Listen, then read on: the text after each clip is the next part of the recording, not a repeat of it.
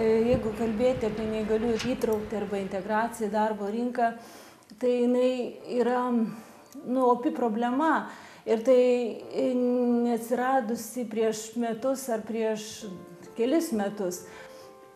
Prieš 20 metų tik Lietuva tapo nepriklausoma, atsiminkite, prieš tai neįgaliųjų nebuvo.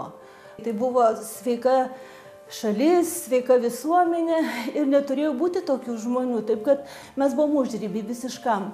Atsiranda su kiekviena diena vis daugiau verslo struktūrų, atsiranda vis daugiau įmonių, kurios priima neįgaliuosius, kur kuria specialiai gal neįgaliesiems darbo vietas.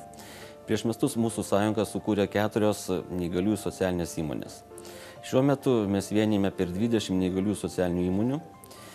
Dauguma perkančių organizacijų nežino, ką galėtų įsigyti iš neįgaliųjų socialinių įmonių. Ir čia mūsų sąjunga stengiasi joms padėti, apsispręsti, suteikti joms informacijos, kągi gali jos įsigyti iš neįgaliųjų socialinių įmonių. To siekdama integruoti į darbo rinką kaip galima daugiau žmonių su negalia.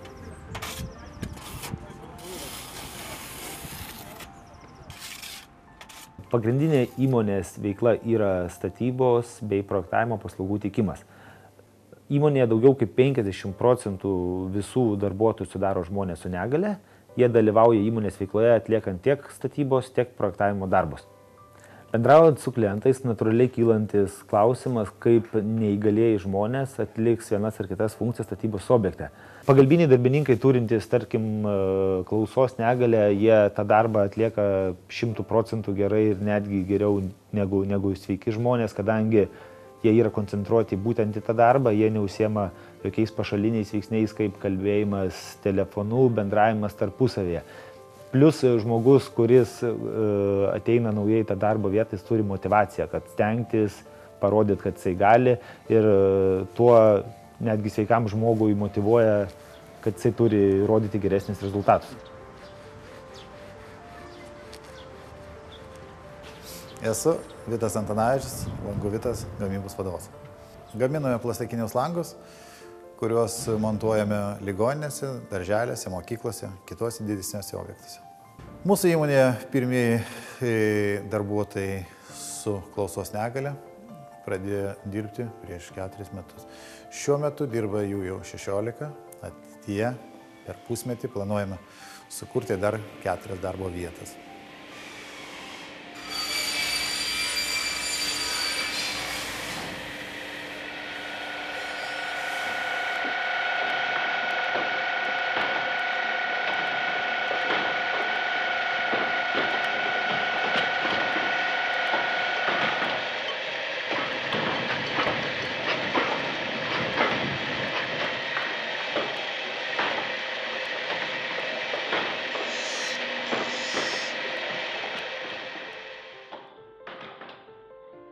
Mūsų įmonėje lyderio grupėje dirba žmonės su negale. Galiu pasakyti, kad jie yra atsakingesni, kruopštesni ir stropesni už sveikuosius. O tai yra labai aktualu mūsų kopicentro veikloje, kadangi mes spausdiname architektūrinius brėžinius, geodezinės topo nuotraukas ir nekalbant apie strateginius planus.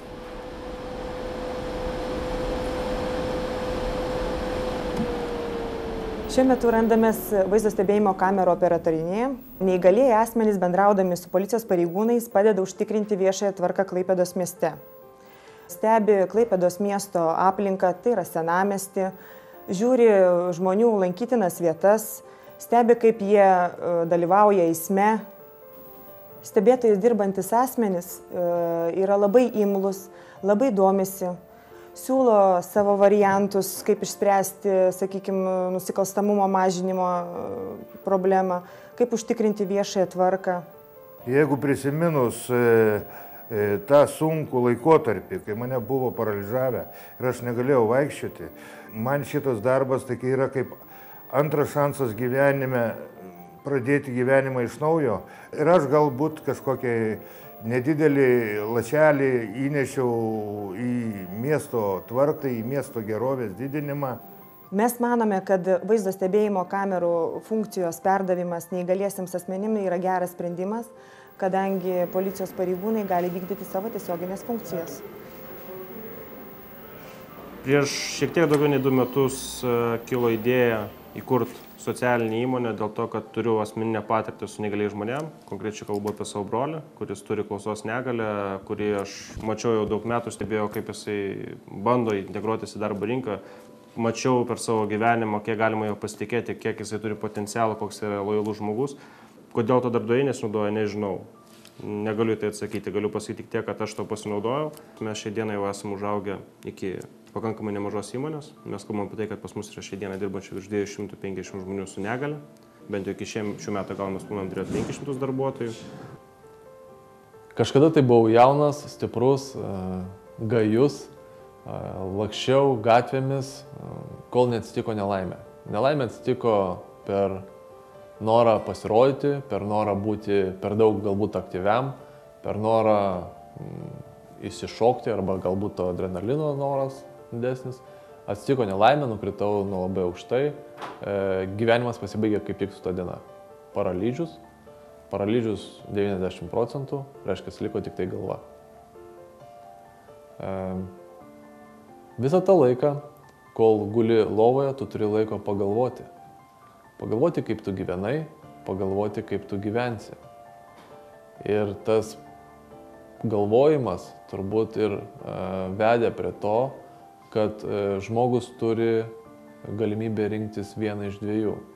Arba susitaikyti su to, koks tu esi, koks tu gali būti ir ką tu gali padaryti.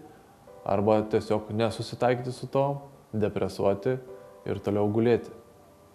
Tai ir privertė keltis iš lovos, pradėti galvoti, ką aš darysiu, pradėti galvoti, ką aš sugebu daryti.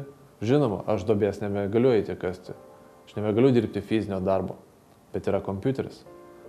Yra pagaliau protingų žmonių komanda, kuri gali dirbti galvą ir dirbti ne ką blogiau, negu dirba bet kuris kitas. Ir būtent taip aš pradėjau dirbti, pradėjau suvokti informacinės technologijas. Būtent šitoje rinkoje arba konkurencinėje rinkoje aš supratau, kad yra neišnaudota galimybė. Yra begalės tokių pačių kaip aš, tai yra begalė tokių pačių žmonių, kurie sėdi namie. Ir mes jų neišnaudojame. Jos tik reikia integruoti ir pajungti. Mūsų įmonė UAB Faktumas specializuojasi korpusinių baldų gamyboje. Mes gaminame baldus ligoninėm, savivaldybėm, vaikų darželiams. Mūsų įmonėje dirba žmonės ir sveiki, ir žmonės turintys negalią. Gamybos metu kokybės reikalavimus aš keliu visiems vienodai, nežiūrintis, ar žmogus turi negalią, ar žmogus sveikas yra. Darbo metu pasitaiko, aišku, kad ten žmogus negali pakelti, tai yra, gali 2 žmonės pakelti, ar tai 3 gali panešti. Reikia ir padėti jiems, ir paaiškinti, ir pamokinti, ir patarti, ir panašiai.